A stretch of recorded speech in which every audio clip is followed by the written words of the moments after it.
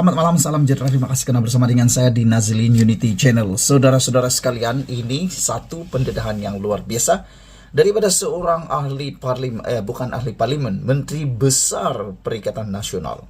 Selepas langkah Dubai gagal, akhirnya pula mereka cipta satu lagi langkah yang pastinya tidak membawa manfaat kepada rakyat dan juga pastinya kepada Perikatan Nasional, yaitu Sanusi Maknor. Anda pasti kenal siapa dia.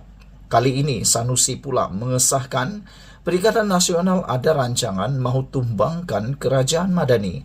Tak sudah-sudah, tak habis-habis nak menumbangkan kerajaan melalui langkah tebu kata. Inilah yang dikatakan tak sabar nak berkuasa. Saudara-saudara sekalian, Datuk Seri Muhammad Sanusi Maknor yakin Kerajaan Persekutuan pimpinan Perdana Menteri Datuk Seri Anwar Ibrahim dapat ditumbangkan dalam tempoh terdekat ini. Bahkan Sanusi di dalam kenyataan beliau kata, beliau tahu tarik bila Anwar akan tumbang. Itu paling lucu di muka bumi. Menteri Besar Kedah itu turut mengesahkan wujud rancangan di pihak Perikatan Nasional PN untuk menumbangkan Kerajaan Persekutuan lantaran kelompangan Akta Anti Lompat Parti. Kata beliau, tentu mereka takut benda nak hilang. Kita yang nak pergi ambil memang seronok kalau berlaku. Saya yakin akan berlaku. Takkan bertahan 5 tahun, kata beliau. Namun demikian, netizen mula mengejek, mula mempersenda, mengecam Sanusi Maknor. Mereka kata, dah berapa kali dah janji-janji demi janji nak tumbangkan kerajaan, tetapi yang berlaku, kerajaan tak tumbang-tumbang. Bahkan Perikatan Nasional pula yang hampir tersembam tumbang, kata mereka. Apabila Sanusi mengatakan dia yakin berlaku tumbangnya kerajaan dan tak akan bertahan 5 tahun, semua netizen kata memang bukan 5 tahun tapi 10 tahun lagi Anwar Ibrahim, kerajaan perpaduan ini akan mampu bertahan, kata mereka. Sanusi menambah mereka akan tumbang melalui peralihan sokongan.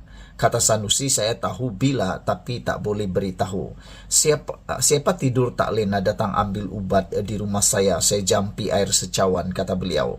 Yang menjadi persoalan daripada netizen ialah mereka mula mempersemenda Sanusi. Kata mereka, siapa sebenarnya yang tak boleh tidur lena? Kata mereka, yang kluster mahkamah daripada Perikatan Nasional agaknya yang tak boleh tidur lena mula tahun ini. Kerana kata mereka, kluster mahkamah dalam Perikatan Nasional makin bertambah ramai, makin bertambah gengnya dan makin dekat kepada sabitan, kata mereka. Walau bagaimanapun, ada juga netizen yang kata silap sikit kod-kod Perikatan Nasional, pemimpin Perikatan Nasional, dan mereka juga menyebut Sanusi lah yang mungkin akan perlu meminta ubat dan perlu jampi air secawan. Itu kata netizen. Menambah lanjut, Sanusi kata, apa masalah? Dahulu mereka namakan langkah Sheraton, bukan langkah Sheraton. Situ pergi makan saja, semua benda berlaku sebelum itu, katanya. Ramai netizen mula membalas ejekan kepada Sanusi. Kata mereka, sebenarnya bukan kerajaan perpaduan yang bakal tumbang, tapi Perikatan Nasional yang akan tidak mampu bertahan pada PRU 16 akan datang. Kerana nampaknya penerimaan rakyat Malaysia terhadap Anwar Ibrahim dan kerajaan perpaduan ini makin kuat, dan yang lebih penting lagi, Barisan Nasional kini semakin diterima semula oleh rakyat. Saudara-saudara sekalian, apa pendapat anda tentang isu ini? Sanusi dalam sidang media di Wisma Darul Aman di Alustahari ini berkata, rancangan Perikatan Nasional menumbangkan Kerajaan Persekutuan itu dirangka berdasarkan kelompangan Akta Anti Lompat Parti. Sebelum ini kita nak katakan itu semua hanyalah angan-angan belaka. Sekian dulu untuk kali ini. Jangan lupa tinggalkan komen anda, tekan butang subscribe. Kita jumpa lagi, bye-bye. Selamat petang, salam sejahtera. Terima kasih karena bersama dengan saya di Nazilin Unity Channel. Adakah ini dalang kepada langkah Dubai? Ikuti terus ulasan ini.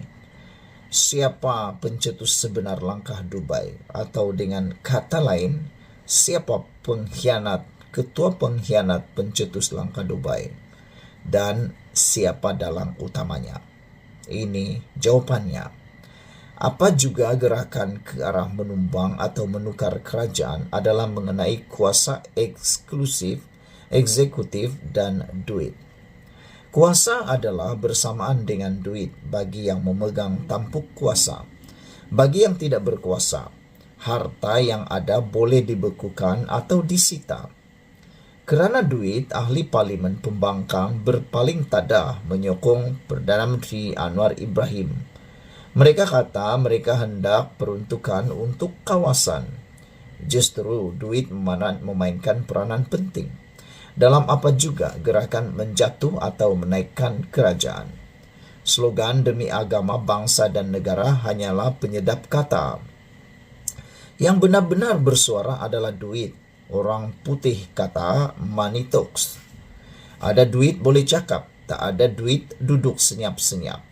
Jadi tidak menghairankan kalau yang ditakuti oleh kerajaan Madani adalah money.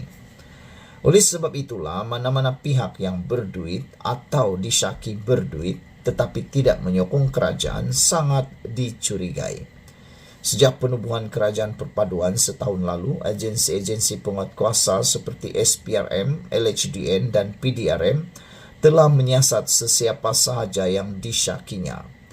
Bagi orang yang tahu, siasat menyiasat sudah jadi amalan biasa, apatah lagi selepas tumbangnya Barisan Nasional dalam pilihan raya umum 2018 dan merampas kuasa menggunakan SD, akuan bersumpah atau statutory declaration selepas itu. Sudah jadi amalan, engkau buat kepada aku buat kepada engkau. Orang putih kata tit for tat. Saya pernah cerita bagaimana saya disoal siasat oleh Badan Pencegah Rasuah pendahulu kepada SPRM pada akhir tahun 1990-an bersabit dakwaan keterlibatan Anwar Ibrahim dalam urusan pembelian lesen penjana elektrik bebas IPP oleh Real Mile Sdn Bhd daripada dua individu Bumi Putra. Saya adalah salah seorang ahli lembaga pengarah dan pemegang saham Real Mile ketika itu. Dakwaan itu terkandung dalam akuan berkanun SD bekas penolong Gubernur Bank Negara Abdul Murad Khalid pada tahun 1999. Sepanjang ingatan saya, tidak ada tindakan susulan kepada siasatan itu. Boleh jadi kerajaan waktu itu hanya hendak tahu kesahihan dakwaan Murad, khususnya kemungkinan wujudnya Waces Anwar. Dalam persekitaran politik duit, money politik, tidak ada ahli politik boleh kekal lama, apatah lagi sebagai pembangkang, tanpa sumber keuangan yang sihat dan penyokong sektor swasta yang ramai. Seperti yang berlaku dengan rampasan kuasa Tebuk Atap tahun 2020 dan penggulingannya oleh kluster Mahkamah UMNO pada tahun berikutnya, unsur kuasa dan duit memainkan peranan penting. Sama ada duit politik atau peruntukan kerajaan. Dalam konteks semasa, Anwar sebagai Perdana Menteri dan Menteri Keuangan mempunyai kuasa pentadbiran, politik dan keuangan yang sangat kuat. Melainkan beliau sendiri lemah, adalah mustahil mana-mana pihak boleh menumbangkan beliau. Peruntukan di bawah kawalan terus beliau dalam belanjawan 2024 hampir RM79 bilion, yaitu RM12 bilion di Jabatan Perdana Menteri dan RM66.57 bilion di Kementerian Keuangan.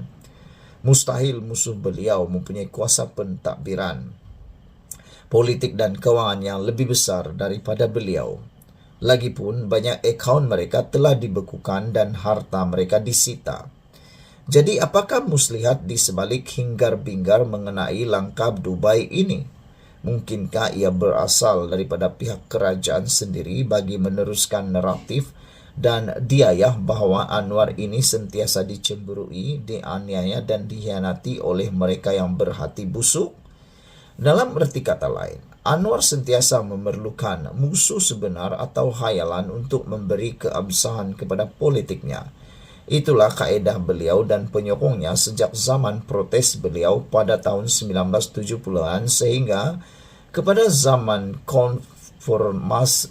konformis UMNO pada tahun 1980-an dan 1990-an, era reformasi selepas dipecat pada tahun 1998 dan kini era kuasa di Putrajaya.